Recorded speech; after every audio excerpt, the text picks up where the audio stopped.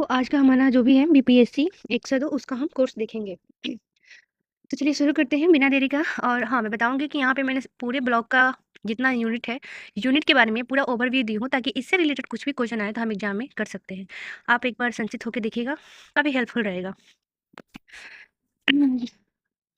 तो मेरा first block है कॉन्स्टिट्यूट असेंबली एंड कॉन्स्टिट्यूशन।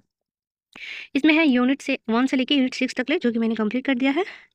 और देखिए, मैंने काफ़ी बेसिक इंग्लिश यूज किया है, तो हमें नहीं लगता कि कुछ दिक्कत होगा, लेकिन दिक्कत होगा तो मैं कुछ ओवरव्यू देते चलूँगी। यूनिट 1 है the making of the Indian constitution.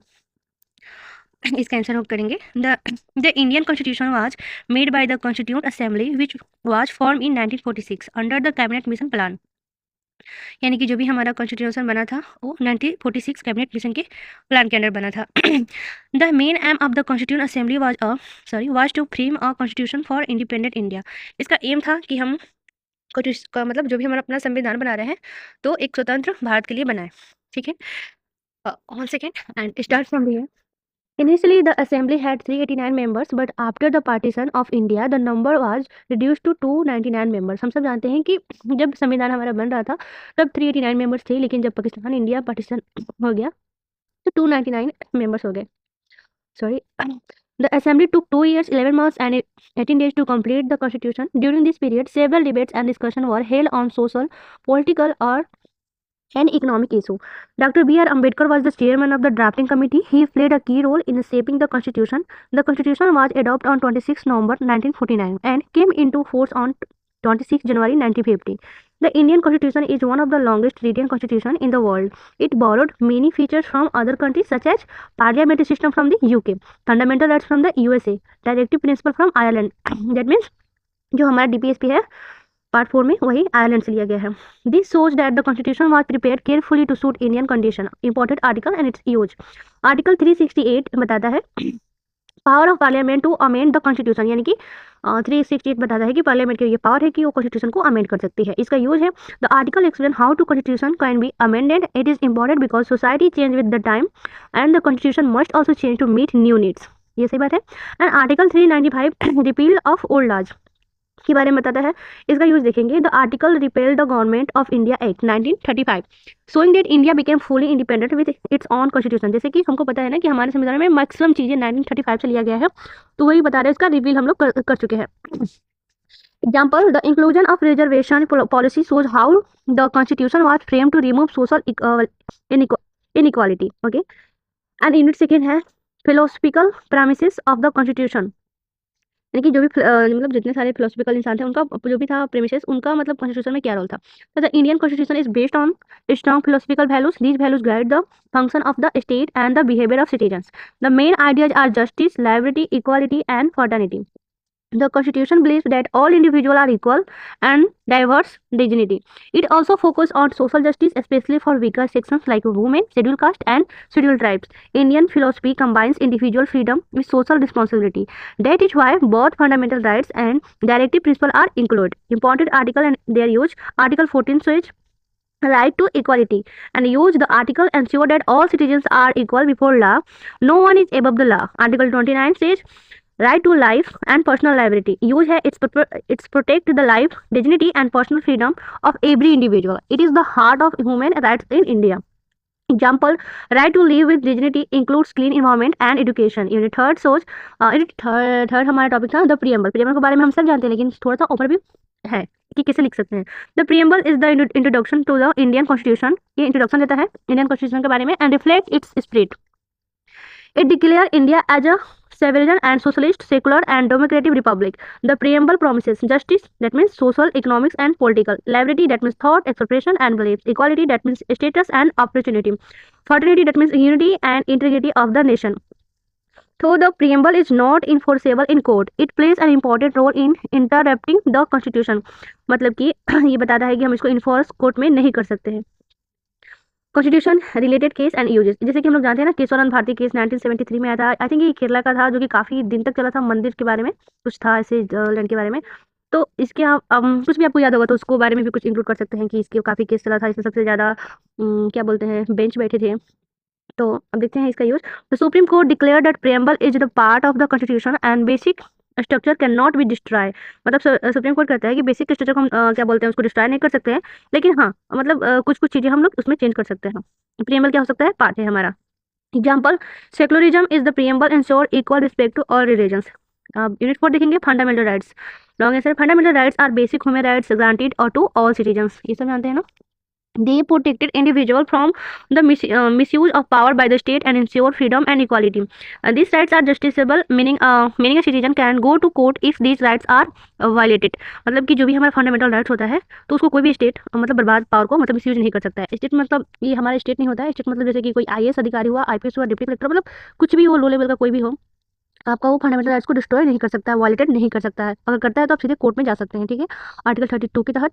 And supreme court and high court का set 2 okay.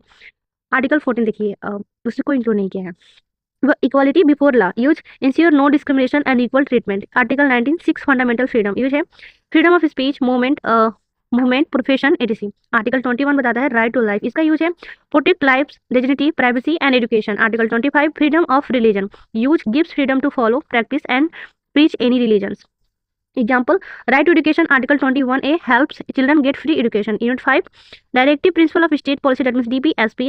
Directive Principle guide the government in making law and the policy for a welfare state.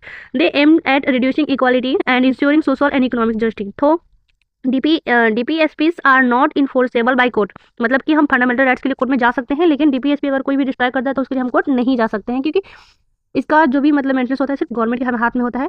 मन करे तो देगी, मन करेगा तो नहीं देगी। जैसे कि वृद्धा पेंशन हुआ, मिड डे मील हो गया, ये हमारे लिए सुविधा के लिए बनाया जाता है। अगर सरकार को किसी चीज़ की कमी होगी तो वो बंद भी कर सकती है, ठीक है। They are fundamental to governments. Article and their use, article 39 equal pay for equal works use promotes gender equality in wage. Article 44 uniform civil code suggest one common civil law for all citizens. Example, schemes like midday meal are inspired by DPSP. Unit 6 fundamental duties, long answer है, long answer लिख दिए हैं और हम long answer बना सकते हैं, short answer है। Fundamental duties remind citizen that right come with responsibilities. These duties were added by the 42nd constitutional amendment act 1976, यानी कि जो इंदिरा गांधी के टाइम में बना था, 42वां संविधान संशोधन, और इसको मिनी संविधान संशोधन भी कहा जाता है, मिनी संविधान भी कहा जाता है। There are 11 fundamental duties listed under Article 51. Article 51 fundamental duties, इसका यूज है encourage citizens to respect the constitution, protect environment and promote harmony, यानी कि संतुलन। Example, protecting public property is a citizens duty. Block 1 complete हो गया। And block 2, organs of the government. तो कौन कौन से ऑर्गन होते हैं हमारे गवर्नमेंट के? तो गवर्नमेंट के 3 मेन ऑर्गन्स होते हैं, लेजिस्लेचर, एग्जीक्यूटिव, जुडिशरी। ये 3 मिलकर कंट्री को चलाते हैं। लेजिस्लेचर यानी कि कानून बनाने वाली संस्था। What is legislature? The legislature is the organ of the government which makes law for the country. In India the legislature is parliament at the centre. Okay, मतलब सेंटर के बिल्कुल मतलब पार्लियामेंट के बिल्कुल सेंटर में होते हैं लेजिस्लेचर। ओके, और Lok Sabha, Rajya Sabha and state legislature in states होते हैं सब।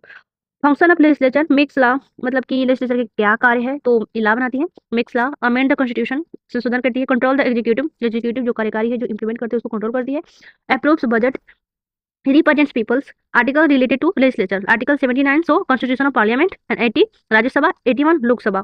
Importance of legislature and use, gives legal framework to society, protect democracy, represents people's will, जो भी पीपल की इच्छा है उसको रिप्रेजेंट करती है, ensure accountability of government. Without legislature there would be no law and no democracy. अगर legislature नहीं रहेगा तो हमारे पास कोई लॉ नहीं होगा और कोई डेमोक्रेसी नहीं बचेगी।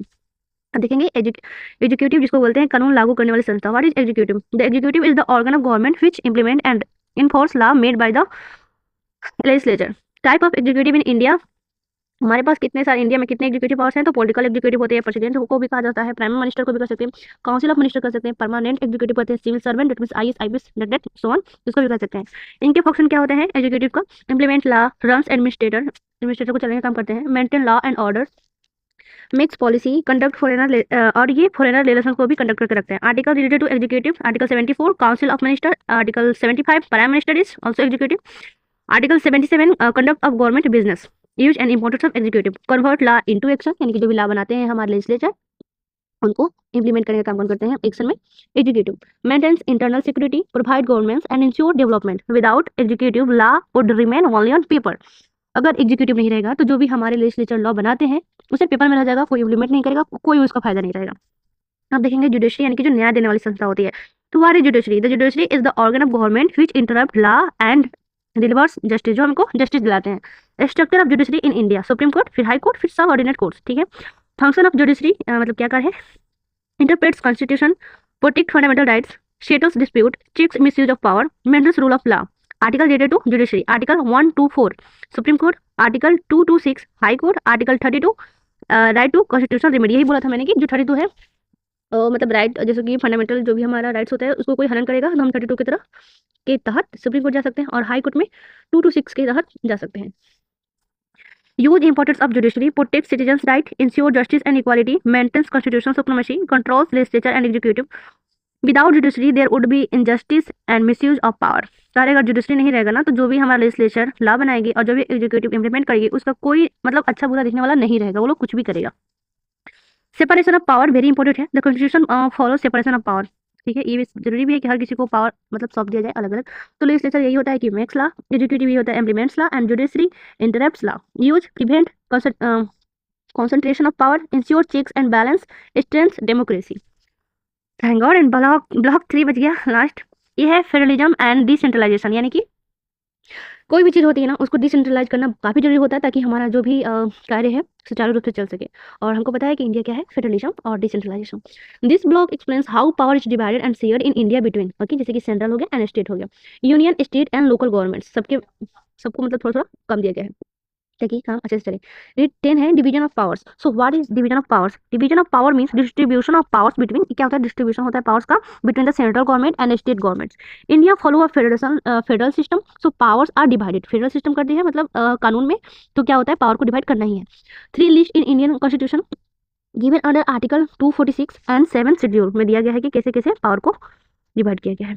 तो यूनियन लिस्ट आता है, डिफेंस है, फॉरेन अफेयर्स है, सब क्या है, सबको अलग अलग पावर दिया गया है। रेलवे है, स्टेट लिस्ट है, पुलिस है, पब्लिक हेल्थ है, एग्रीकल्चर है, कंक्रीट लिस्ट है, एजुकेशन है, फॉरेस्ट है, मैरिज लॉ है। तो इंपॉर्टेंट आर्टिकल देखेंगे इसके तहत। आर्टिकल 246 बोलता है distribution of legislature powers, 246 distribution करता है लेजिस्लेचर पावर को, 248 residuary powers to centres and use and importance, prevents misuse of power, maintains balance between centre and state, ensure smooth administrator. यही बताना था कि जब हमको एडमिनिस्ट्रेशन को स्मूथ चलाना है तो डिसेंट्रलाइजेशन फेडरलिज्म करना जरूरी होता है अपने रूल्स लॉ में।